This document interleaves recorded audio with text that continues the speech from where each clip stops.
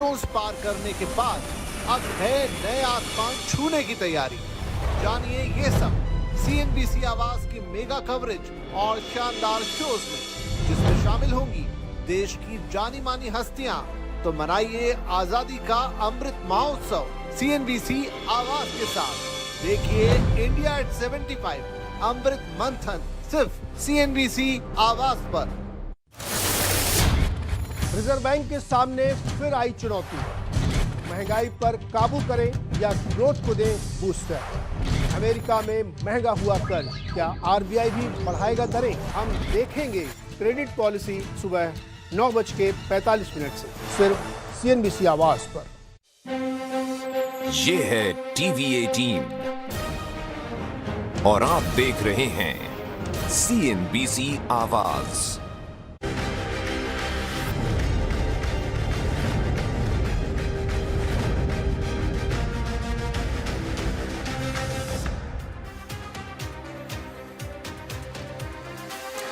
नमस्कार, स्वागत है आपका आवाज अड्डा के इस विशेष संस्करण में जिसका नाम है अमृत।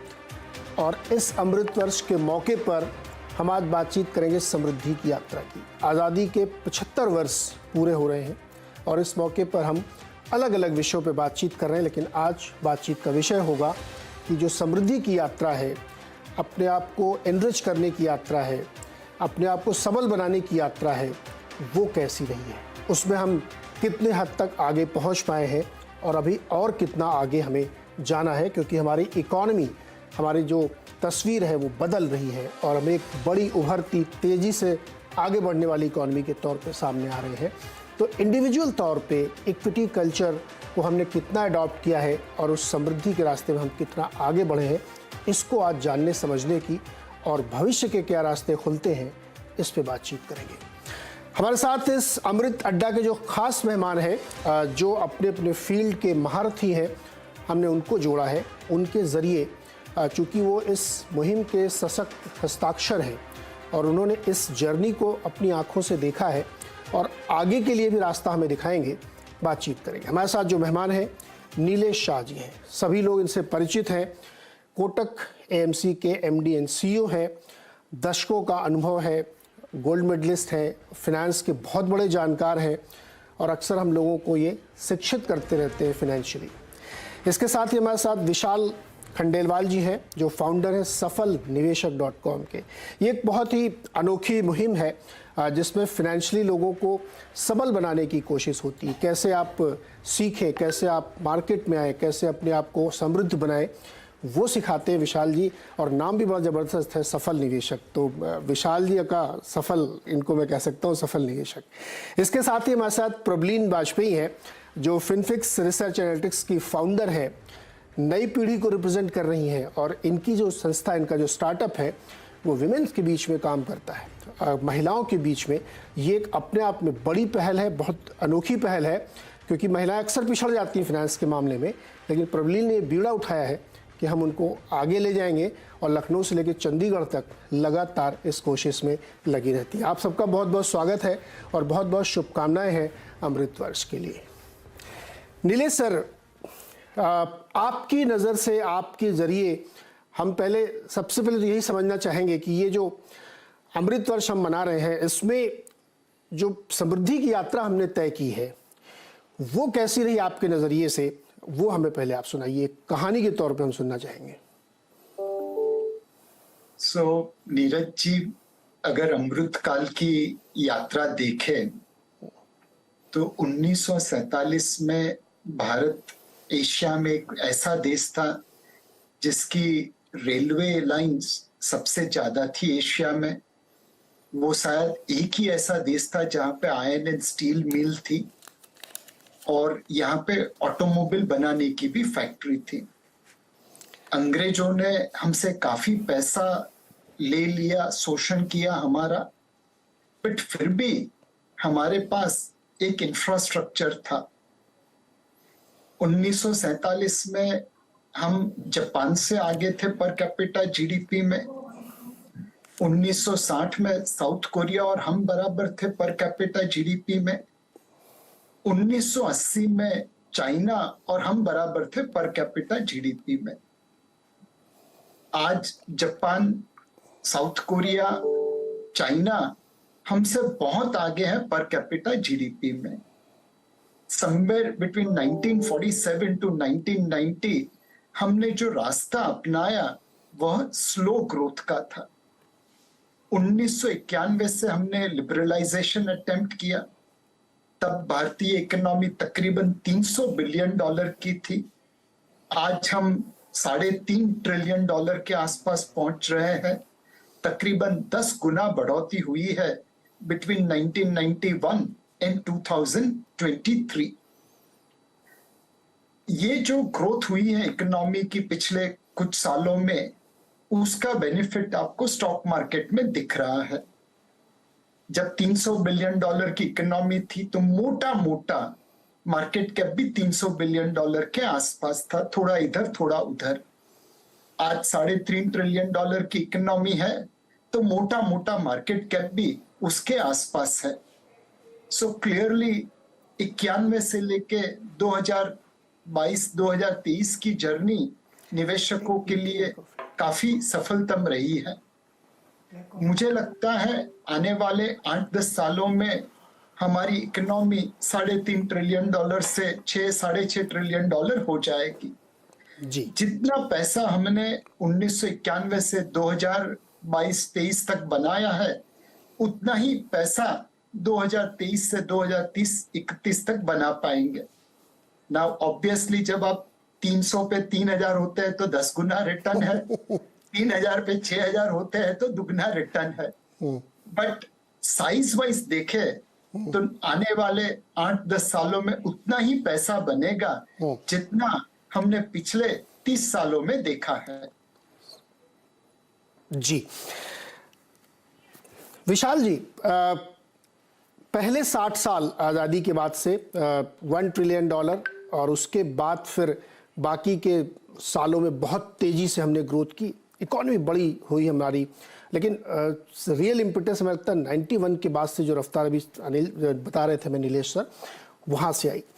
आप चूँकि फाइनेंशियल लिटरेसी का आपने एक बीड़ा उठाया, मैंने थोड़ा आपके बारे में पढ़ाई की, रिसर्च की, तो आपने इसको एक चैलेंज के तौर पर लिया कि मैं खुद तो सीख रहा हूँ, दूसरों को भी बड़े पैमाने पर सिखाऊंगा मैं। तो ये जो फाइनेंशियल लिटरेसी है जो कि पहले बड़ी स्लो थी लेकिन अब रफ्तार पकड़ रही है, आपने इसको अपने अनुभव में कैसे देखा?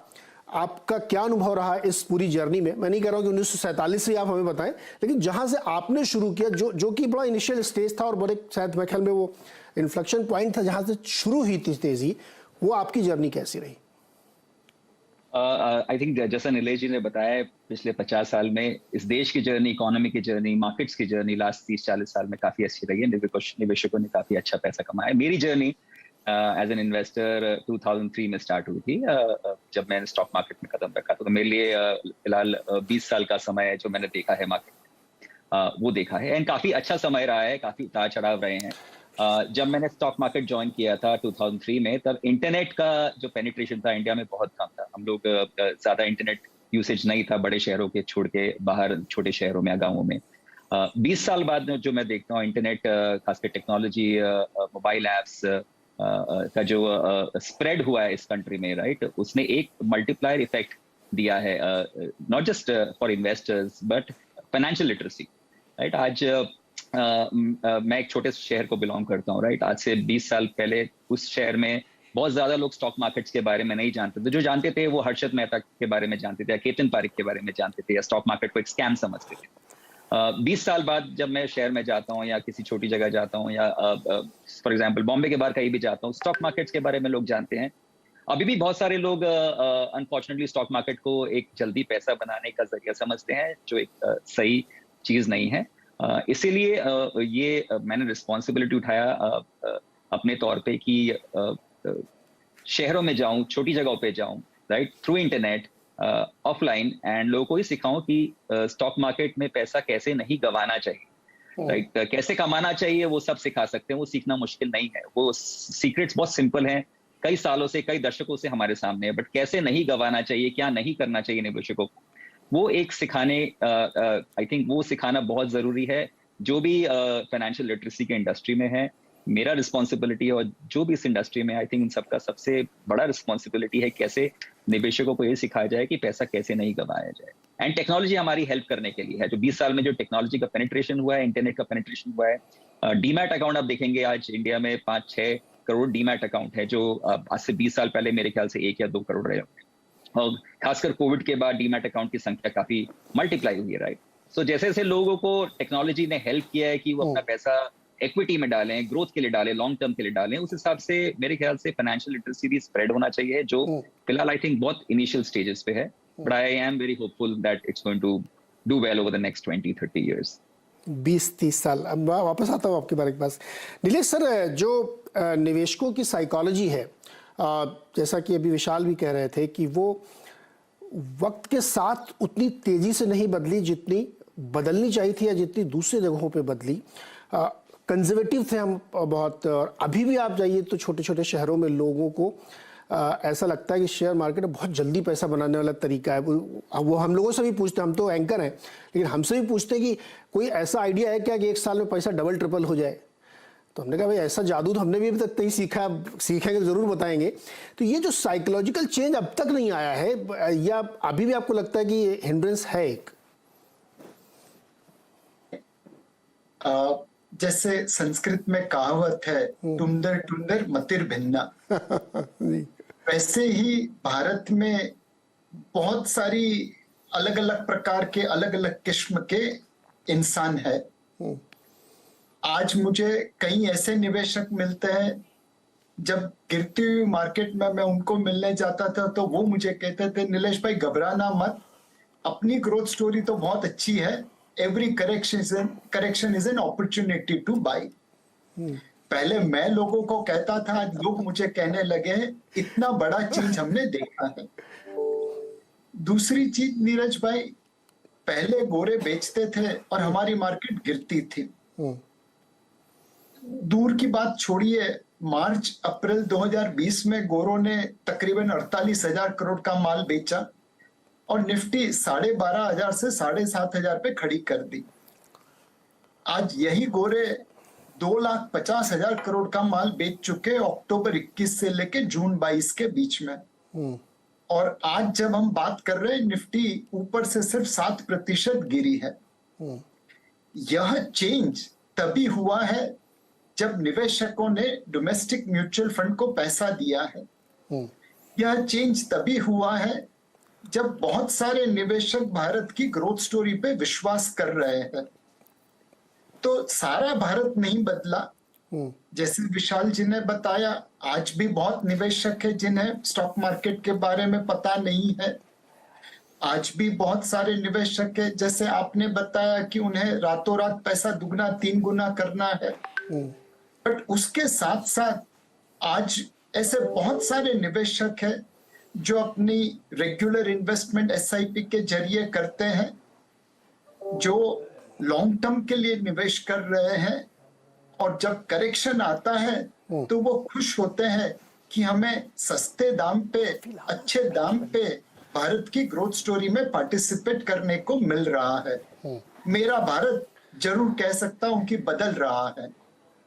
भारत बदल रहा है, और बदलते भारत की एक तस्वीर प्रबलीन से भी समझते हैं। प्रबलीन, आप बहुत यंग हैं और आपने ये एक बीड़ा उठाया कि आप खुद काम करेंगी और महिलाओं के बीच में खास तौर पे उनको इन्वेस्टिंग के लिए अवेयर करेंगी, उनको सिखाएंगी, उनको प्रेरित करेंगी कि वो आए। अब अभी तो हम लोग ओवरऑल इन्वेस्टर की बात करें तो उसमें से भी एक क्लास है जो विमेन का है, जो कि बहुत कम शायद इसमें पार्टिसिपेट करता था अब तक, अब तो खैर काफ़ी करने लगे हैं। आपका एक्सपीरियंस क्या रहा? आपको भी हो गया कम से कम 10-15 साल तो हो ही गए होंगे काम करते हुए। जी बिल्कुल नीरज, जैसे अभी नीलेश जी ने एंड विशाल जी ने बहुत अच्छे से एक्सप्लेन किया है कि country as a whole change हुई है। एंड आई थिंक जब हम कंट्री की बात करते हैं तो उसमें महिलाएं और पुरुष दोनों एक साथ हैं, और वो जो चेंज है एक सोसाइटी में, वो आई थिंक वो दौर हम सब ने देखा है। अगर हम अपनी मदर्स की बात करें बड़े बेसिक लेवल पे, तो our mothers and grandmothers तो बिल्कुल ही नहीं, मदर्स कुछ की प्रॉब्ली वर्क कर रही थी, आज आप देखेंगे तो आपके पीयर्स में, हम लोगों के एज ग्रुप में विमेन का पार्टिसिपेशन इन वर्क प्लेस बढ़ा है, जॉब्स में बढ़ा है। बहुत सारी प्रोफेशंस हैं जिनको अब धीरे धीरे जेंडर न्यूट्रल देखा जा रहा है।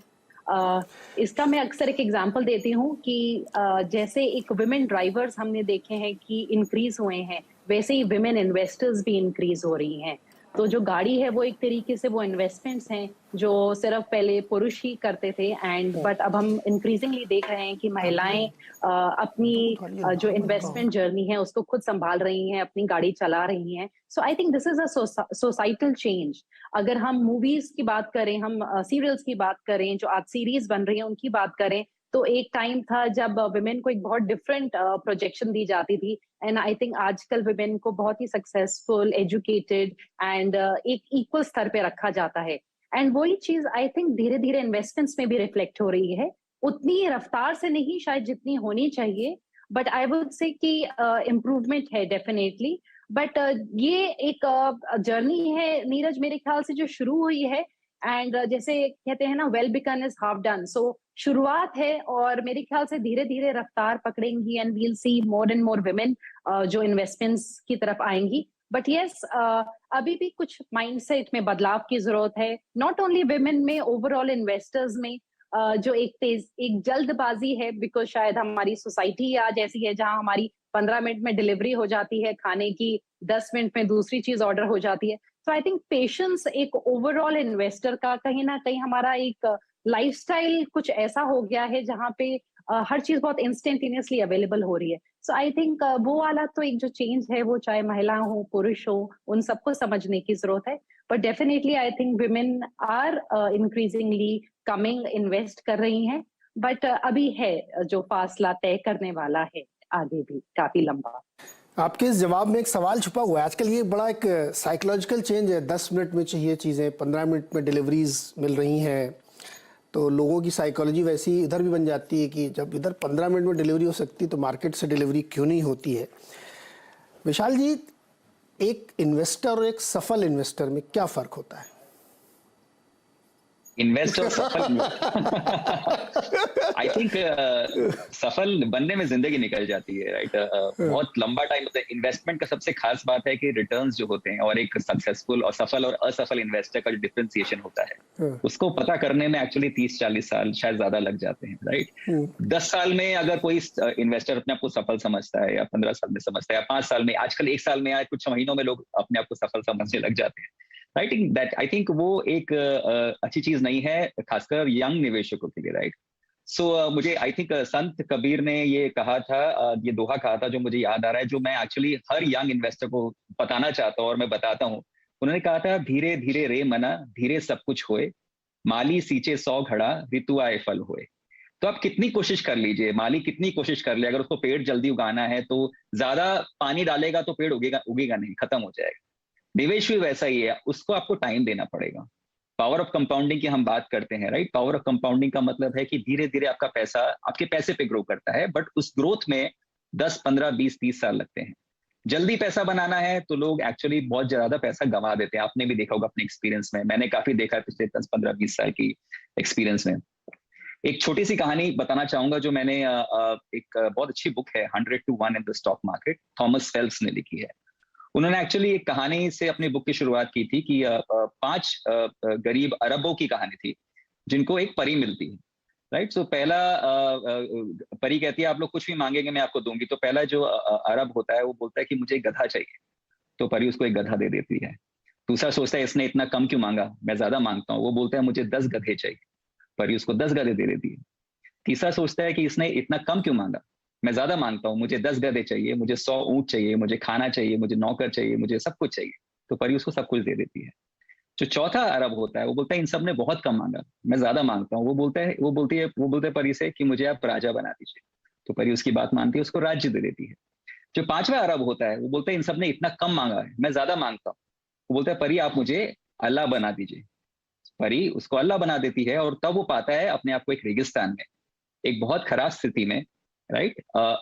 लेप्रेसी से पीड़ित, and about to die because of poisoning, right? So निवेश का इसमें लेसन क्या है? इसमें लेसन ये है कि अगर हम मार्केट से कम मांगते हैं तो हमें कम मिलेगा, ज्यादा मांगते हैं तो ज्यादा मिलेगा, और बहुत ज्यादा मांगते हैं तो कुछ नहीं मिलेगा, राइट? सो ये बहुत बड़ा इंपॉर्टेंट लेसन है, संत कबीर की जो कहानी है वो बहुत बड़ा इंपॉर्टेंट लेसन है कि जो इम्पेशंस है हर तरह के निवेशकों को, मैं इम्पेशंस में पिछले 20 साल से देख रहा हूँ, ये नहीं बोलना चाहता हूँ कि सिर्फ यंग इन्वेस्टर्स में इम्पेशंस है, बट ये इम्पेशंस है, इसको अगर हम कम कर सके, ज्यादा पेशेंस अपने कैरेक्टर में डाल सके, तो आई थिंक निवेश से लॉन्ग टर्म में पैसा कमाना बहुत आसान हो जाएगा. It's very simple.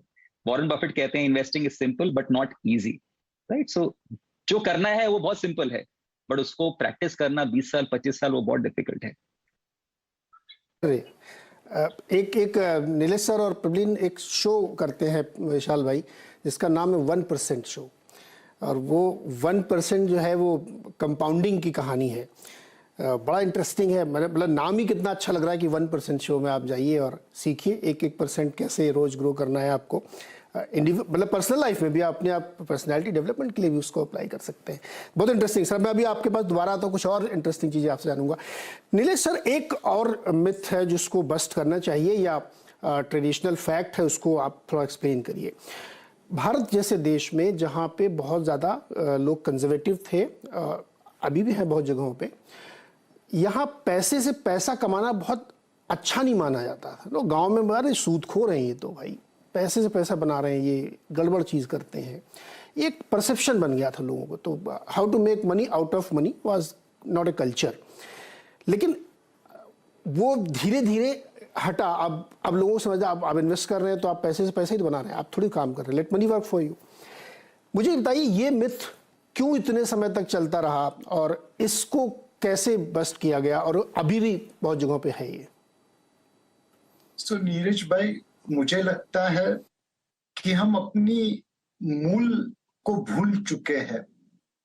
हिंदू धर्म में हमें 4 आश्रम दिए गए हैं.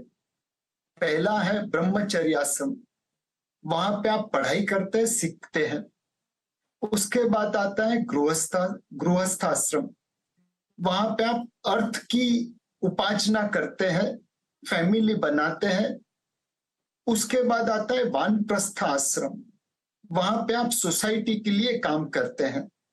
और फाइनली आता है संन्यासत्रम, जहां पे आप संन्यास लेते हैं और आत्मा का कल्याण करते हैं. क्लियरली ब्रह्मचर्य आश्रम और गृहस्थ आश्रम, ये दोनों में हमें अर्थ की उपासना के लिए प्रेरित किया गया है. ये हमारे शास्त्र कहते हैं, ये हमारी संस्कृति कहती है.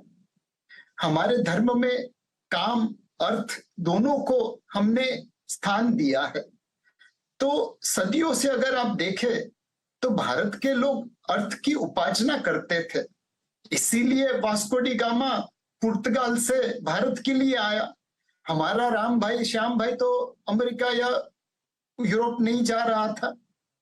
हमारे लोग अफ्रीका में धंधा करते थे, अरब देश में धंधा करते थे, फार ईस्ट में सुमात्रा, बाली, कंबोडिया तक धंधा करते थे. आपको शायद आश्चर्य होगा, जब मैं साउथ कोरिया गया था तो वहां पे मुझे कहा गया कि हम तो मतलब अयोध्या के निवासी है. मैंने उस जमाने में रिसर्च की तो पता चला कि अयोध्या से कोई प्रिंसेस साउथ कोरिया गई थी और उनका राजवंश उनसे चल रहा है. तो सदियों से हमने व्यापार को, पैसे की, अर्थ की उपासना को महत्व दिया. कहीं पे फिर हम अपने मूल को भूल गए और ऐसा लगा कि पैसा कमाना ठीक नहीं है. बट इस मामले में मुझे वॉरेन बफेट का एक कोट बहुत अक्सर याद रहता है, money is not everything in life, money is not important, make sure that you have made enough money before you make such statement. पैसा कमाना बुरी बात नहीं है, सही तरीके से पैसा कमाए तो वो अच्छी बात है. और एक बार पैसा कमाने के बाद आप उस पैसे को सही तरीके से खर्च भी कर सकते हैं, दान कर सकते हैं, सोसाइटी के उपयोग में पैसा लगा सकते हैं. खाली जेब से आप वो सारे काम नहीं कर पाएंगे. सो पैसे को महत्व दीजिए. पैसे को परमेश्वर मत बनाइए, बट पैसे को महत्व जरूर दीजिए. और पैसे पे पैसा बने, उसमें कोई बुरी बात नहीं है. सर, पैसा सब कुछ नहीं है, लेकिन पैसा बहुत कुछ है.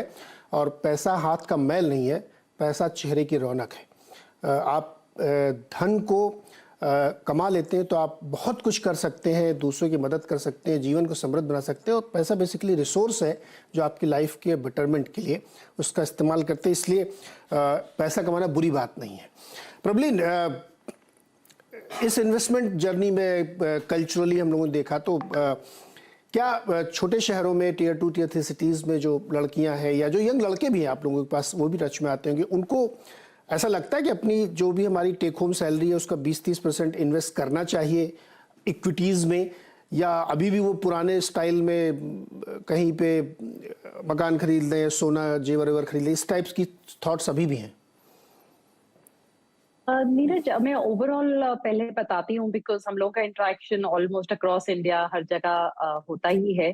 So right from eastern part of India to western, everywhere actually कहीं ना कहीं एक मेंटालिटी तो डेफिनेटली रहती है जो हम लोग इसको बायस बोलते हैं, फेमिलियरिटी बायस, यानी कि जिन चीजों को हम समझते हैं या हम कंफर्टेबल फील करते हैं, हमें लगता है कि अपना निवेश वहीं करें, और उस चीज को तोड़ना कई बार डिफिकल्ट होता है।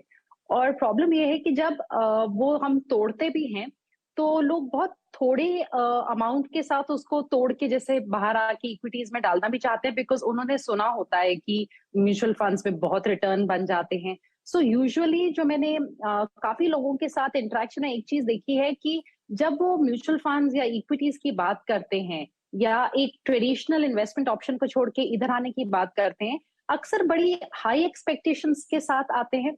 दूसरा, उनको लगता है कि अब हम डाल रहे हैं तो हमारा पैसा इतना तो बन ही जाए, so and that amount is little, बहुत ज्यादा निवेश नहीं कर रहे होते हैं वो। तो एक ये प्रॉब्लम मैं जरूर बोलूंगी, बिकॉज हमने सुनी सुनाई बातों पे लोग आजकल ऐप खोल के देखते हैं न्यूज चैनल्स में, तो मुझे लगता है एक रियलिस्टिक जो एक्सपेक्टेशंस होनी चाहिए मार्केट से वो कई बार नहीं होती हैं। सो इन्वेस्टमेंट का डेफिनेटली उनमें इंटरेस्ट होता है, बट उनको ये समझाने की जरूरत डेफिनेटली पड़ती है कि एक रियलिस्टिक एक्सपेक्टेशंस आप मार्केट से कैसे रखें। पैसा आपका ऊपर भी जाता है, नीचे भी जाता है, और जैसे अभी विशाल जी ने बोला कि पेशेंस रखना पड़ता है। It's like a sapling. अगर आज आपने पेड़ का, नीम का पेड़ भी लगाया है, तो आज जो छोटी पौध है उसको बढ़ने में समय लगेगा कि वो बढ़ के तगड़ा हो जाए, और फिर आंधी तूफान यानी कि मार्केट की वॉलेटिलिटी का भी आपकी इन्वेस्टमेंट पे असर नहीं पड़ेगा। पर आई थिंक इसलिए इन्वेस्टमेंट जर्नी जो है वो एक्चुअली में एक प्रोसेस ही है। तो हम छोटे से शुरुआत करने की कोशिश करते हैं ऐसे इन्वेस्टर्स के साथ, ताकि उनका कुछ एक्सपीरियंस बने एंड ग्रेजुअली फिर उनको आगे लेके जाते हैं। बट ये जो इन्वेस्टिंग के बायसेस होते हैं, जैसे फेमिलियरिटी बायस हो गया या रिसेंसी बायस हो गया, कि अभी पीछे देख के आप कोई स्कीम, कई बार इन्वेस्टर्स कोई नाम भेज देते हैं, इवन प्रोस्पेक्टिव इन्वेस्टर्स, कि ये कैसे रहेंगे, एंड यू नो अक्सर वो वही होते हैं नीरज, फंड्स जैसे कि कोई कमोडिटी वाला फंड होगा कि बहुत अच्छा किया था, या कोई ऐसा फंड जो 1 साल के जिसके रिटर्न्स बहुत अच्छे रहे थे।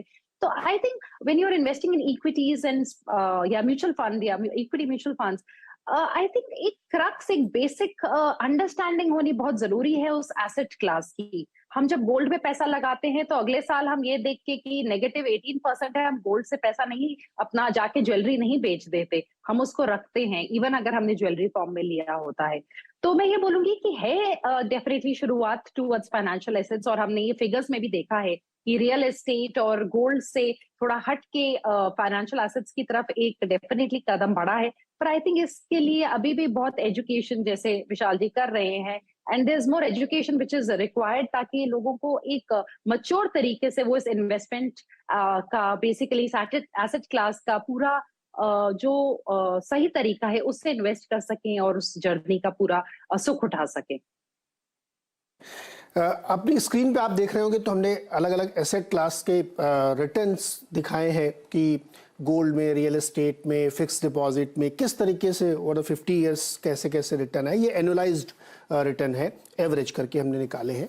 तो आप देख रहे होंगे उसमें इक्विटी क्लास जो है वो सबसे बेहतरीन रिटर्न उसने दिया है वर्ल्ड वाइड। आप दुनिया में कहीं भी देखेंगे तो बेस्ट एसेट वही मानी जाती है जिससे वेल्थ क्रिएट होती है। आप पैसा बनाते, सारे एसेट क्लास अच्छे हैं तो इसमें कोई खराब नहीं होता, लेकिन अगर आपको ज़्यादा बड़ा रिटर्न चाहिए, वेल्थ क्रिएट करनी है, तो इक्विटीज़ को सबसे बढ़िया माना जाता है। लेकिन इसमें जैसे विशाल जी और नीलेश सर कह रहे हैं कि लंबा समय आपको देना पड़ेगा, वो ना बिरयानी की तरह उसको धीरे धीरे पकाना पड़ेगा, वो एकदम से इंस्टेंट कॉफ़ी नहीं होती है। विशाल सर, ये बताइए कि ये जो जर्नी हम लोग पूरी तय करने की कोशिश कर रहे हैं, समझने की कोशिश कर रहे हैं, क्या चीज़ ऐसी है जो इन्वेस्टर के कंट्रोल में नहीं है और क्या चीज़ है जो मेरे कंट्रोल में है, मैं वही करूंगा सिर्फ? लेकिन इसका जवाब बहुत आसान है। हाँ। रिटर्न्स इन्वेस्टर के कंट्रोल में नहीं है। हाँ। और वही एक ऐसी चीज है जिसको हम कंट्रोल करना चाहते हैं। हाँ। हमारा बिहेवियर हमारे कंट्रोल में है। हम कितना रिस्क लेते हैं इन्वेस्टिंग करने के लिए, वो हमारे कंट्रोल में है। हम कितना टाइम देते हैं, वो हमारे कंट्रोल में है। रिटर्न्स हमारे कंट्रोल में नहीं है। प्रॉब्लम है कि जो पहली तीन चीजें मैंने बताई हमारे कंट्रोल में है, हम उस पर ध्यान नहीं देते और हम सिर्फ रिटर्न्स पे ध्यान देते हैं। आई थिंक ये बहुत इंपॉर्टेंट लेसन है समझने के लिए कि इन्वेस्टर्स को एक इल्यूजन जो होता है कि मैंने स्टॉक के बारे में पढ़ा या मैंने कोई स्टॉक टिप लिया और मैंने स्टॉक में इन्वेस्ट किया तो वो स्टॉक बढ़ेगा, राइट? वो स्टॉक नहीं जानता है कि आप उसको ओन करते हैं। स्टॉक के पास कोई इमोशन नहीं है कि विशाल ने स्टॉक खरीदा है तो अब मुझे ऊपर जाना है, राइट? इसीलिए बहुत इंपॉर्टेंट है इन्वेस्टर्स के लिए वो डिसाइड करना कि रिटर्न उनके कंट्रोल में नहीं है, उनके कंट्रोल में प्रोसेस है।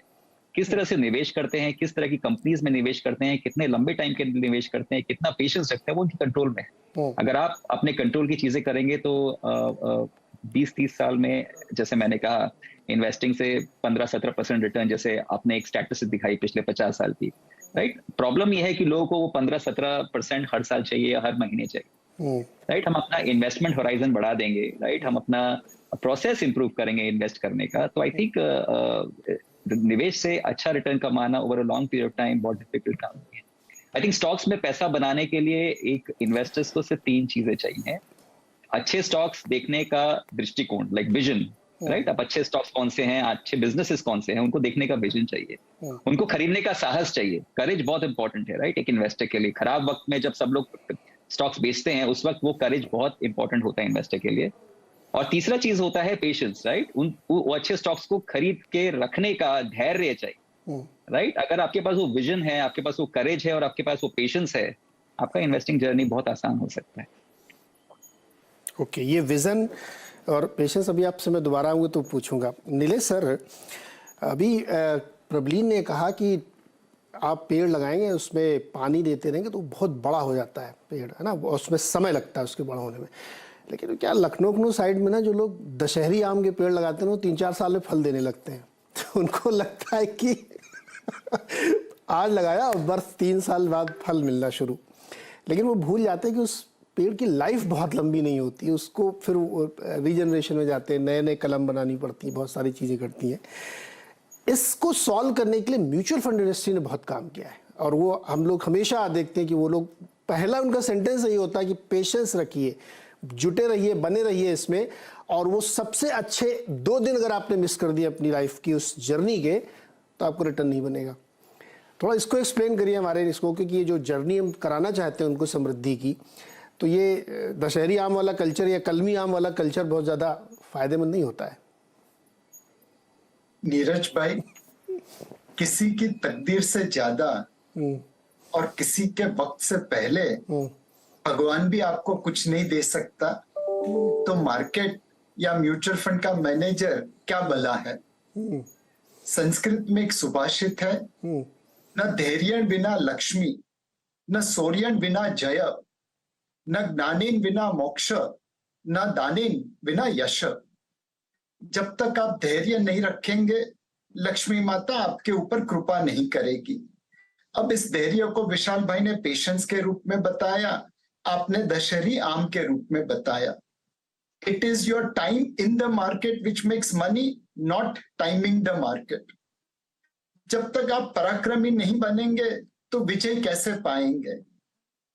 जैसे युद्ध में शत्रु का सामना करना पड़ता है, वैसे मार्केट में वॉलेटिलिटी का सामना करना पड़ता है। आपको उस वॉलेटिलिटी के ऊपर विजय पाना जरूरी है और उसके लिए शौर्य, साहस, लॉस लेने का साहस रखना पड़ता है। न ज्ञानेन बिना मोक्ष। जब तक नॉलेज नहीं होगी तब तक आपके पास पैसा बनाने की काबिलियत नहीं आएगी। बहुत पहले जब मैं 90 की तेजी में मार्केट में आया था, मेरा पहला जो मिस एडवेंचर था वो बहुत कॉस्टली रहा। मैंने सारे पैसे खो दिए और तब एक बुजुर्ग ने मुझे एडवाइस किया था, नीलेश, ये दलाल स्ट्रीट है, यहाँ पे लक्ष्मी माता का पूजन तो दिवाली की रात को करते हैं, बट सरस्वती माता का पूजन तो हर दिन करना पड़ता है, तब जाके पैसा बनेगा। सो धैर्य के बगैर न लक्ष्मी मिलती है, शौर्य के बगैर न जय मिलता है, ज्ञान के बगैर मोक्ष नहीं मिलता, और दान के बगैर यश नहीं मिलता। सो धैर्य से निवेश करिए, लंबी अवधि के लिए निवेश करिए, रेगुलर निवेश करिए, एसआईपी के जरिए निवेश करिए, और एक डिसिप्लिन एसेट एलोकेशन फॉलो करिए। ये कुछ छोटे नियम आपके लिए फाइनेंशियल फ्रीडम प्रदान कर सकते हैं। के लिए ये बहुत ही ज़रूरी और महत्वपूर्ण चीज़ें हमने एक ब्रॉडर पिक्चर के तौर पे समझी। अब मैं इसके आगे की जर्नी में थोड़ा स्पेसिफिक्स पे बात करूंगा और एक्सपीरियंसेस आप लोगों के सुनूंगा। मुझे एक छोटा सा ब्रेक लेना, लौट के आते हैं। ब्रेक के बाद बिल्कुल स्पेसिफिक पे बात होगी और छोटे छोटे टिप्स पे बात होगी कि क्या गलतियां हम करते हैं लगातार और उस गलती से सीखते नहीं हैं, और अगली एक बड़ी गलती फिर उसी संदर्भ में करते हैं, उसको कैसे अवॉइड करें, नॉइस को कैसे अवॉइड करें। बहुत ज़्यादा नॉइस क्रिएट कर देते हैं लोग, तो उससे कैसे बचें। छोटे से ब्रेक के बाद।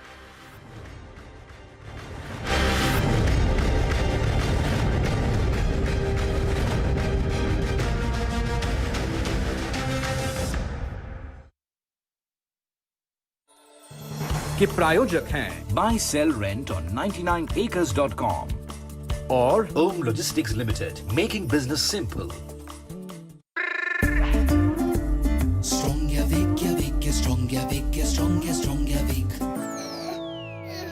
हो गया?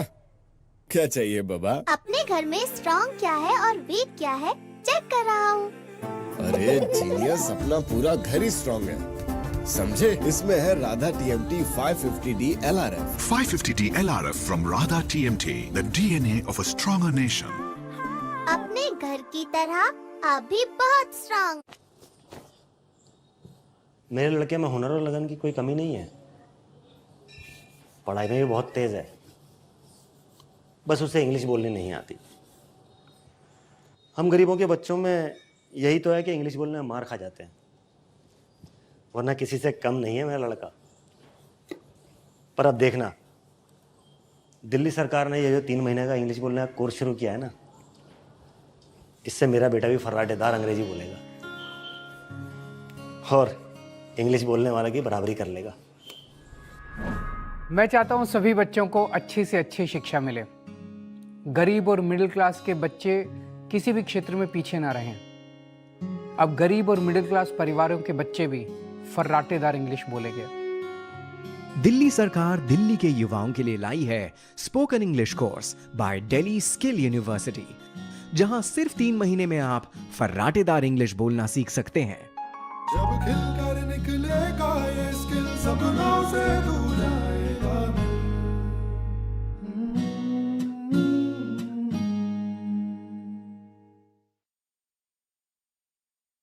Presenting Veto Fans. Veto since 1967. CNBC TV 18 and IDFC Mutual Fund present Undiscovered Value. Mutual fund निवेश बाजार जोखिमों के अधीन है। योजना से संबंधित सभी दस्तावेजों को ध्यान से पढ़ें।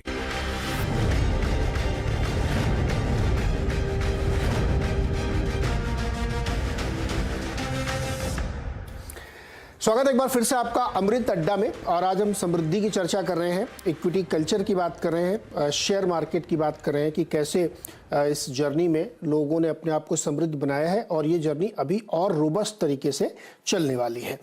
विशाल, हमने कहा था कि हम लोग बिग पिक्चर पे काफ़ी बात की, अब मैं थोड़ा स्पेसिफिक पे जानना चाहूँगा। आपने अपने शुरुआती स्टेटमेंट में एक लाइन कही थी, उसको मैं एक्सप्लोर करूँगा कि क्या नहीं करना है स्पेसिफिकली, वो क्या है, क्या चीज़ नहीं करनी चाहिए? आई थिंक सबसे बड़ी प्रॉब्लम होती है ओवर ट्रेडिंग, जो स्टॉक मार्केट को एक कसिनो समझ के लोग निवेश करते हैं। एक स्टॉक खरीदते हैं, दूसरा बेचते हैं, ये सोचते हैं कि ये काम नहीं करेगा तो दूसरा काम करेगा। सो आई थिंक ओवर ट्रेडिंग जो होती है या ट्रेडिंग जो होती है, स्पेकुलेशन जो होता है, वो इन्वेस्टर्स निवेश ओके, शायद थोड़ा सा कनेक्शन में दिक्कत है। ये सवाल मैं नीलेश सर के। नीलेश सर, एक स्पेसिफिक चीज़ जो आपने इस जर्नी में सीखी है कि जो नहीं करना चाहिए, गड़बड़ हो जाती है, उसको विशाल भाई कंटिन्यू करें अगर आप कनेक्टेड है तो। हाँ, तो पहला चीज ओवर ट्रेडिंग था। सेकंड चीज जो एडवाइस मैं करता हूँ लोगों को वो है फ्यूचर्स एंड ऑप्शंस, डेरिवेटिव्स में जो लोग पैसा डालते हैं ये सोच के कि पैसा लेवरेज, पैसा बोरो करके पैसा स्पेकुलेट करते हैं, तो वो नहीं करना चाहिए। तीसरा चीज है आप जिस चीज में निवेश कर रहे हैं उसके बारे में आपको जानकारी होनी चाहिए। अगर आप अपना पैसा निवेश कर रहे हैं तो आपको अपनी बुद्धि यूज करनी पड़ेगी। किसी बोरोड कन्विक्शन या बोरोड टिप पे आप इन्वेस्ट कर रहे हैं वो नहीं करना चाहिए। तो ये 3 इंपॉर्टेंट थिंग्स हैं जो मैं एडवाइस करता हूँ निवेशकों को नहीं करनी चाहिए। आई थिंक ये अगर ये नहीं करें तो आपका बहुत हो सकता है। नीलेश सर, क्या नहीं करना चाहिए? और इस आधुनिक युग में जहाँ पे इतनी सारी नॉइसेज हैं, इतनी सारी चीज़ें अगल बगल गुजरती रहती हैं, तो मानवीय प्रवृत्ति होती है, स्वभाव होता है, आदमी उससे प्रभावित हो जाता है। लेकिन चूंकि आपने एक लंबा समय गुजारा इस मार्केट में, तो हमारे निवेशकों को खास तौर पे कि भाई आप वो रिपीट गलती ना करें और अनुभव से सीखें। वेल नीरज भाई, वैसे तो बहुत सारी चीजें हैं, कुछ चीजें विशाल जी ने बता दी है, बट मैं सिर्फ यही कहूंगा कि एक गुजराती में कहावत है, जितनी चद्दर उतना ही आप पांव फैलाए। ऑब्वियसली इसका हिंदी ट्रांसलेशन उतना अच्छा नहीं आया जितना आना चाहिए। यही है, जितनी चादर उतने पैर फैलाइए। हाँ, अगर आपकी रिस्क प्रोफाइल कंजर्वेटिव है तो आप राहुल द्रविड़ की तरह ही बैटिंग करिए, वीरेंद्र सहवाग मत बनिए। अगर आपकी रिस्क प्रोफाइल एग्रेसिव है तो वीरेंद्र सहवाग की तरह बैटिंग करिए, चेतेश्वर पुजारा बनने की कोशिश मत करिए। अपने आप को पहचानिए, क्या मैं ट्रेडर हूं, क्या मैं इन्वेस्टर हूं, क्या मैं रिस्क टेकर हूं, क्या मैं नॉन रिस्क टेकर हूं। जितनी आपकी फितरत है, जितना रिस्क आप ले सकते हैं उस तरह से निवेश करिए। सेकंड चीज है कि दूसरों की गलती से अगर सीख ले तो बहुत अच्छा है। कई बार आप दूसरों की गलती से नहीं सीख सकते, कोई बात नहीं, अपनी गलती से सीखिए, बट एटलीस्ट गलतियां दोहराइए मत। ये मार्केट बहुत ही काइंड है, अगर आप एक बार गलती करो तो माफ कर देता है, बार बार गलती करेंगे तो फिर सजा मिलती है। तो अपनी जितनी चादर है उतने ही पांव फैलाइए, जितना रिस्क आप ले सकते हैं उसी हिसाब से आपका पोर्टफोलियो बनाइए। तो जितनी चादर है उतना फैलाइए, यानी बेसिकली रिस्क आप कितना ले सकते हैं, कितना आपके एटीट्यूड में है, वो जानना बहुत जरूरी है। विशाल जी, अपनी रिस्क प्रोफाइल कैसे पहचानते हैं आप? या कैसे लोगों को बताते हैं कि आपकी रिस्क प्रोफाइल ये हो सकती है? लोग पूछते होंगे आपसे सेमिनार में कि मेरा रिस्क कैसे तय करूं मैं? नहीं, रिस्क समझाना लोगों को बहुत डिफिकल्ट काम है। लोग रिस्क समझते हैं कि पैसा ऊपर नीचे जो डेली मार्केट में जाता है, वॉलेटिलिटी जिसको हम कहते हैं, उसको रिस्क मानते हैं। बट वॉरेन बफेट का जो टिपिकल डेफिनेशन है जिससे मैं सहमत हूँ, वो कहते हैं रिस्क सिर्फ एक चीज है, रिस्क है आपका पैसा परमानेंटली लॉस हो जाए। राइट? सो आप ऐसे निवेश, ऐसे इन्वेस्टमेंट में, ऐसे बिजनेसेस या स्टॉक्स में इन्वेस्ट करते हैं जिसमें जो खराब निवेश है और जिसमें आपका पैसा 100% लॉस्ट होने का चांसेस है, आप उस निवेश में निवेश नहीं करना है आपको। सो वो एक रिस्क है जो आई थिंक इन्वेस्टर्स को समझना चाहिए, एंड वही मैं समझाता हूँ। Risk, that is the only risk, there is no other risk. ये रिस्क है कि जिसको आपको दोहराना नहीं, बेसिकली ये रिस्क प्रोफाइल आपको बना के चाहिए। विशाल, एक छोटा जवाब आपसे, आपकी ये नॉइस कैसे कट करें? व्हाट्सएप पे मैसेज आते हैं, तमाम जगहों से खबरें आती हैं, दिमाग में चलता रहता है कि अरे आज तो ये हो गया, कल ये हो गया, परसों ये पॉलिसी चेंज हो गई। मतलब इतना ज़्यादा कन्फ्यूजन हो जाता है कि बेचारा इन्वेस्टर, ट्रेडर तो ठीक है अपना स्क्रीन चार्ट वर्ट देखेगा, लेकिन ये हमारा निवेशक है ना, उसको समझ में नहीं आता है। मान लीजिए वो खुद ही इस मैदान पर उतर पड़ा, मैं रिसर्च करूँगा, तो ये नॉइस को कैसे कट करें? आई थिंक उसका भी जवाब बहुत सिंपल है। आपने बोला व्हाट्सएप पे मैसेज आते हैं, तो व्हाट्सएप में मत रहिए, आप व्हाट्सएप ग्रुप्स में मत रहिए, आप टेलीग्राम ग्रुप्स में मत रहिए, आप स्टॉक फोरम्स, ऑनलाइन फोरम्स में मत रहिए, आप न्यूज़पेपर्स मत पढ़िए। लोग पूछते हैं न्यूज़पेपर नहीं पढ़ेंगे तो इन्फॉर्मेशन कैसे मिलेगा? आई थिंक ये बहुत डिफिकल्ट है न्यूज़पेपर से इन्फॉर्मेशन लेना। जैसा आपने कहा, आजकल नॉइज ज्यादा है। अगर आप डिफरेंशिएट कर सकते हैं क्या नॉइज है और क्या सिग्नल है, मतलब क्या ऐसा इंफॉर्मेशन है जिसका लॉन्ग टर्म शेल्फ वैल्यू है, जिसका महत्व लॉन्ग टर्म के लिए है, अगर आप वो सेग्रीगेट कर सके तो आप न्यूज़पेपर पढ़िए, बट आपको न्यूज़पेपर से कोई अच्छा इंफॉर्मेशन नहीं मिलने वाला है। राइट। जो अच्छा इन्फॉर्मेशन आपको अपनी बिजनेस के बारे में चाहिए, जो जरूरी इन्फॉर्मेशन आपको चाहिए, वो आपको वैसे भी मिल जाएगा, आज के जमाने में कहीं ना कहीं से मिल जाएगा। सो अगर आप न्यूज़पेपर, सोशल मीडिया, ये सब से दूर रहते हैं या उसको मिनिमली यूज करते हैं, राइट, सेंसिबल यूज करते हैं, तो आपका बहुत बड़ा प्रॉब्लम नॉइस का खत्म हो जाएगा। यह सबसे बढ़िया किताब है, एनुअल रिपोर्ट पढ़ा करें। सबसे इम्पोर्टेंट बात है एनुअल रिपोर्ट पढ़ना। आई थिंक सबसे एक्सपीरियंस इन्वेस्टर से आप पूछेंगे कि अगर आप सिर्फ एनुअल रिपोर्ट पढ़ते हैं, आप 95% या 99% इन्वेस्टर से ज्यादा अच्छे बन सकते हैं, सिर्फ एनुअल रिपोर्ट पढ़ना, और कोई इन्फॉर्मेशन सोर्स नहीं चाहिए आपको। अच्छा, जब मैं जर्नलिज्म सीख रहा था तो हम लोगों के यहाँ ये कहावत कही जाती है कि सबसे अच्छी खबर आपको प्रेस रिलीज में मिलती है, जो कि आज के ज़माने में शायद कोई पढ़ता भी नहीं होगा। वो प्रेस कॉन्फ्रेंस में जाएंगे, 2 सवाल पूछेंगे, अपनी स्टोरी लिखेंगे, लेकिन उस प्रेस रिलीज में खबर छिपी होती है। अगर उसको आप गौर से 2 बार पढ़ लें तो आप बेस्ट स्टोरी लिखेंगे। तो वैसे ही एनुअल रिपोर्ट होती है या P&L स्टेटमेंट है, अगर आप उसको ध्यान से पढ़ें तो उससे ज़्यादा सटीक और ऑथेंटिक जानकारी आपको शायद कहीं नहीं मिलेगी। ये पहला लेसन है जो निकल के आ रहा है। प्रबलीन, आपने क्या आपकी जर्नी की सबसे बड़ी सीख थी जो आपने खुद एक्सपीरियंस की हो या किसी के एक्सपीरियंस को अपना बना लिया हो? जरूरी थोड़ी कि हम ही खुद ही ठोकर खा के संभलना सीखें। बिल्कुल बिल्कुल Neeraj, I think as an advisor जब हम लोग दूसरों के साथ इंटरेक्ट करते हैं तो बहुत लोगों के एक्सपीरियंसेस से भी आप बहुत कुछ सीखते हैं, और गलतियां मेरे ख्याल से आप पकड़ लेते हैं कि ये गलती आपने खुद अपने जीवन में नहीं करनी है। क्योंकि हम थोड़ी मिस्टेक्स की बात कर रहे हैं तो कुछ ऐसी चीजें हैं जो मैं लिस्ट आउट करना चाहूंगी। एक तो मेरे ख्याल से नीरज, रिस्क हमेशा एविडेंट नहीं होता। इन्वेस्टर्स को ऐसा लगता है, और शायद हमें भी ऐसा लगता है, कि जो सामने दिख रहा है क्योंकि शायद उतार चढ़ाव है एक एसेट क्लास में, वही रिस्की है। बट जो रिस्क है वो साइलेंट भी होता है और वो नहीं दिखता। और आई थिंक इसका सबसे बड़ा एग्जाम्पल उन इन्वेस्टर्स के लिए है जिनको लगता है कि हम एक conservative fixed income type investment में पैसा डाल दें तो सब ठीक है और सब सेफ है और सब सही रहेगा।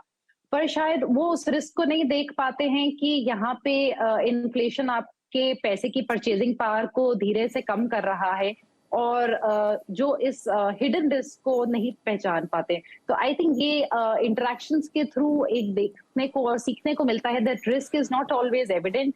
आपको जरूरी नहीं है जो सामने चीज उतार चढ़ाव होती हुई दिखाई दे वही रिस्की है, वो सिर्फ उस एसेट क्लास का एक नेचर है। और ऐसी बहुत इन्वेस्टमेंट्स हैं जो सामने से एकदम जैसे बोलेंगे कि शांत दिखती हैं, पर एक्चुअली में वो आगे चल के आपके लिए बहुत नुकसानदायक हो सकती हैं। सेकंड, मेरे ख्याल से नीरज, जो एक मैं पर्सनल फाइनेंस के पॉइंट ऑफ व्यू से चीज लिस्ट आउट करना चाहूंगी कि आप अपने सिक्योरिटी जो एक बोलते हैं ना, अपना एक कवच पहले पहन लीजिए कि आप अगर इन्वेस्टिंग के उसमें जंप करने वाले हैं, चाहे वो कोई भी एसेट क्लास हो या स्टॉक्स हो डायरेक्ट, या म्यूचुअल फंड्स हो या रियल एस्टेट हो, आप लोन लेने वाले हैं घर का, कुछ भी करने वाले हो, पहले अपने आप को थोड़ा सुरक्षित कीजिए। आपके पास अपना इमरजेंसी कॉर्पस होना चाहिए, आपके पास अपनी लाइफ इंश्योरेंस, हेल्थ कवर्स होने चाहिए, और इन बेसिक चीजों को सेट करने के बाद उसके बाद अपनी इन्वेस्टिंग जर्नी की शुरुआत कीजिए और अपने गोल्स के मुताबिक इन्वेस्ट करिए। हम लोग अक्सर गोल्स को चार्ट आउट नहीं करते हैं, हमें लगता है कि कर रहे हैं हम, अब कुछ ना कुछ तो जा ही रहा है, पीपीएफ में कुछ, ईपीएफ में जा रहा है, हो जाएगा जब टाइम आएगा। लॉन्जेविटी बहुत बढ़ गई है, पहले लोग 60-70 से ज्यादा बिल्कुल नहीं जीते थे, अब लॉन्जेविटी ऑफ लाइफ है। लाइफस्टाइल चेंजेस हैं, एक टाइम पे आप 60 पे बस रिटायर होके घर पे ही बैठ जाते थे, आजकल लोग 70 पे भी वर्ल्ड ट्रिप्स कर रहे हैं। तो जमाना बदल गया है, तो उसके हिसाब से हमारी जरूरतें बदली हैं, और पैसा खत्म होने का रिस्क सबसे बड़ा है। तो उसके हिसाब से सही शुरुआत करना इन्वेस्टमेंट्स की, एक पक्के तरीके से एसेट एलोकेशन को पूरी तरह ध्यान में रखते हुए, आई थिंक बहुत इंपॉर्टेंट है। तो ये मेरे ख्याल से कुछ चीजें हैं जो कोई भी इन्वेस्टर हो, चाहे डायरेक्ट इक्विटीज में चाहे म्यूचुअल फंड्स में, उनको इस चीज का ध्यान रखना चाहिए। बिल्कुल, एसेट एलोकेशन बहुत ही इंपॉर्टेंट चीज है कि आप कैसे अपने सारे फाइनेंसेस को मैनेज करें। अच्छा, मैं एक थोड़ा सा अनकन्वेंशनल सवाल पूछने वाला हूँ नीलेश सर आपसे, क्या लालच एक बुरी बला है? लालच हमेशा बुरी बला है। हमारे में कहावत है कि जहाँ लालची होते हैं वहां पे ठग कभी भूखे नहीं मरते। और नीरज भाई, आप देखिए, हमने गूगल सर्च की थी, कोई खास रिसर्च नहीं की, और न्यूज़पेपर में जो आइटम आई थी उसी का टोटल किया है और उसको 50-60% हमने डिस्काउंट किया कि चलो न्यूज़पेपर में शायद कभी बातें बढ़ा चढ़ा के किसी ने की हो। 1.5 करोड़ से ज्यादा भारतीय ने तकरीबन 1,80,000 करोड़ रुपया कलेक्टिव इन्वेस्टमेंट स्कीम में खोया है। कहीं ईमू के नाम पे लेके गए, कहीं टिकवुड के नाम पे लेके गए, कहीं प्लांटेशन के नाम पे लेके गए, कहीं वैसे ही पैसा डबल करने के नाम पे लेके गए। 1.5 करोड़ भारतीय पिछले 10 से 15 सालों में 1,80,000 करोड़ रुपए खो चुके हैं लालच की बला में। तो ये तो मैं दावे के साथ कहूंगा, लालच बहुत बुरी बला है। अपने भय और अपनी आशा दोनों के बीच में इक्विलिब्रियम रखिए, लालची मत बनिए। जहां लालच है वहां पे ठग कभी भूखा नहीं मरेगा। बहुत ही इंटरेस्टिंग बात है। विशाल भाई, क्या फिलॉसफी और म्यूजिक इन्वेस्टिंग में मदद करती है? म्यूजिक का कह नहीं सकता, बट फिलोसफी डेफिनेटली मदद कर सकती है।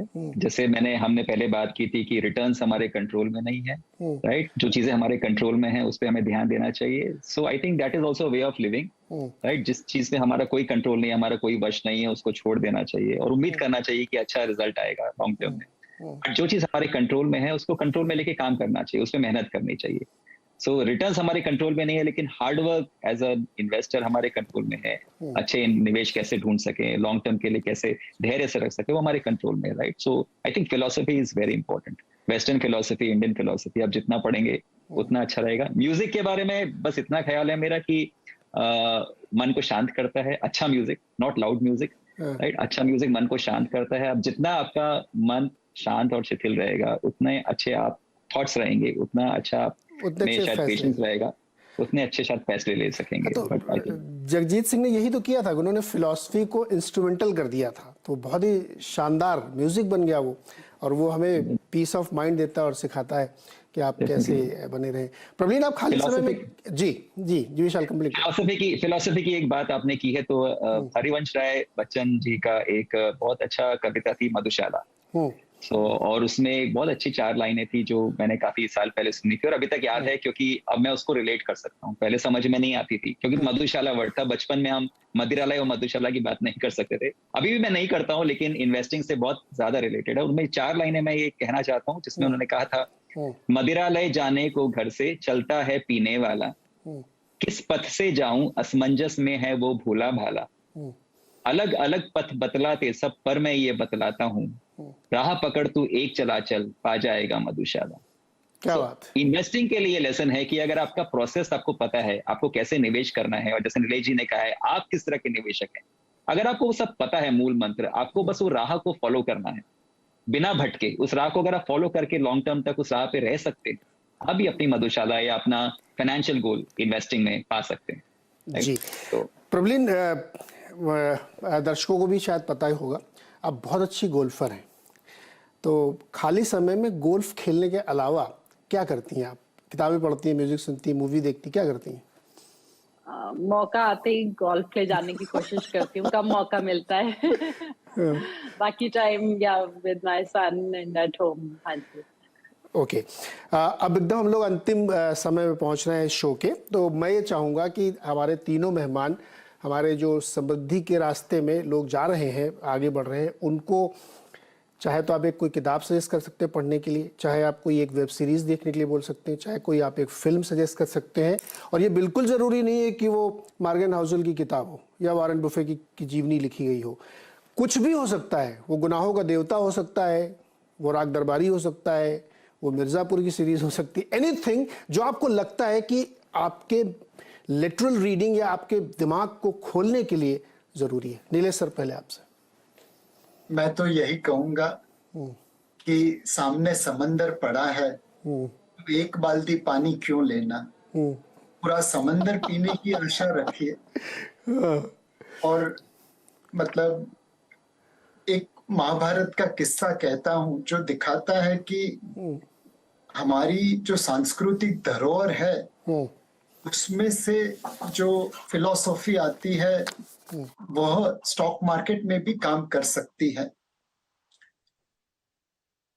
महाभारत के युद्ध के समय कृष्ण भगवान दुर्योधन के खेमे में जाते हैं और उसे युद्ध ना करने की सलाह देते हैं। दुर्योधन नहीं मानता। भगवान कृष्ण के लाख समझाने के बावजूद दुर्योधन धर्म के रास्ते पे चलने से मनाही कर देता है और फाइनली वो भगवान कृष्ण को कहता है, जानामि धर्मम नच में प्रवृत्ति, जानामि अधर्मम नच में निवृत्ति। ओ भगवान कृष्ण, आप मुझे ये मत बताइए गलत क्या है, धर्म क्या है। मुझे मालूम है बट मैं धर्म को फॉलो नहीं कर सकता और अधर्म को छोड़ नहीं सकता। सारे इंसान में कहीं ना कहीं एक दुर्योधन बैठा हुआ है। हर निवेशक को पता है लॉन्ग टर्म इन्वेस्टमेंट करना है, रेगुलर इन्वेस्टमेंट करना है, डिसिप्लिन एसेट एलोकेशन करना है, बट ये दुर्योधन आपको सही रास्ते पे नहीं चलने देता। तो जो मिल सके वो पढ़िए। सामने समंदर पड़ा है, पूरे समंदर को पीने की आस ज्ञान के लिए रखनी चाहिए। विशाल सर, आप क्या सजेस्ट करेंगे पढ़ने लिखने सुनने के लिए? नहीं, मैं नीलेश जी से कंप्लीटली सहमत हूँ। जो सामने रखा है, लेकिन जो समंदर आपके सामने है उसको पूरा लीजिए। एक बकेट से कुछ नहीं होगा। फिर भी अगर आप एक किताब चाहेंगे तो आई थिंक मेरे लिए सबसे ऊंची जगह पे है भगवत गीता, राइट। और उसका बहुत इंपॉर्टेंट लेसन जो सबको पता है, कर्म कीजिए फल की चिंता मत कीजिए। आई थिंक वो इन्वेस्टिंग में बहुत इंपॉर्टेंट है। आप अपना काम कर सकते हैं, फल की चिंता मत कीजिए। दो वॉरेन बफेट कहते हैं कि वो कर्म भी एंजॉय करते हैं और फल भी एंजॉय करते हैं, वो बहुत अच्छी बात है, राइट। बट फल की अपेक्षा मत कीजिए, आप सिर्फ अपना काम कीजिए। सो भगवत गीता। अगर अच्छा कर्म करेंगे तो फल तो अच्छा होगा ही। प्रबलीन, आप कुछ सजेस्ट करेंगे? या देखिए, गोल्फ तो सब लोग खेल नहीं सकते हैं तो उसके अलावा कुछ बताइए। नहीं, पर मैं एक लेसन है, लाइफ लेसन है नीरज, जो आई थिंक हमें गोल्फ सिखाती है। उसमें एक बड़ा फेमस कोट है जिसको कहते हैं, forget your opponents, always play against par. यानी कि जब आप खेल रहे हैं आप भूल जाइए कि आपके साथ कौन कैसे खेल रहा है। एंड आई थिंक ये लाइफ में भी बहुत इंपॉर्टेंट है, स्पेशली जहां हमारे गोल्स रिलेटेड हैं। आप दूसरों को मत देखिए, हर की जर्नी अलग है। आप अपने आप को बेटर करने पे फोकस करिए। So you have to play against the par. आप उसको एक अपना बेंचमार्क बना के चलिए लाइफ में। अपनी इन्वेस्टमेंट जर्नी में, अपनी निजी जिंदगी में ध्यान दीजिए, अपने आप को इम्प्रूव कीजिए, अपने करियर में अपने आप को बेटर कीजिए। एंड फोकस अपने गोल्स को पाने पे होना चाहिए। आपके पड़ोसी ने अपना गोल पाया, कैसे पाया, उस पे नहीं। हर इंसान की जर्नी यूनिक है एंड इन्वेस्टमेंट जर्नी तो उससे ज्यादा यूनिक है। सो आई थिंक फोकस जो है वो अपने पे एंड अपने गोल पे, अपने फाइनेंशियल गोल्स पे। बिल्कुल, लक्ष्य पे आपकी नज़र होनी चाहिए और आपको उस मछली की आंख दिखनी चाहिए। उसके लिए आप कुछ भी पढ़ें, कुछ भी सुने, आवाज़ अड्डा का ये शो देखें जिसमें इतनी सारी ज्ञान की बातें की गई हैं। जैसे भी और अपने लक्ष्य को हासिल करने के लिए उसकी तरफ बढ़ें, ईमानदार कोशिश करें और मेहनत से कोशिश करें तो कुछ भी मुश्किल नहीं है और समृद्धि के रास्ते पर आप आगे बढ़ सकते हैं। मेरी तरफ से सिर्फ एक है कि हेल्थ पे ज़रूर ध्यान दीजिए, क्योंकि लाइफ को एंजॉय करने के लिए फिट रहना बहुत ज़रूरी है। तो आप उसके लिए जो भी कर सकते हैं, व्यायाम करें, घूमें फिरें या जो भी करें, लेकिन हेल्थ पे इन्वेस्टमेंट करिए, समय दीजिए अपने शरीर को, बहुत ज़रूरी है। बहुत बहुत शुक्रिया सर आप सभी लोगों का हमारे साथ जुड़ने के लिए और इस अमृत अड्डा में लोगों को कुछ कुछ अमृत पान कराने के लिए। बहुत बहुत शुक्रिया हमारे साथ जुड़ने के लिए।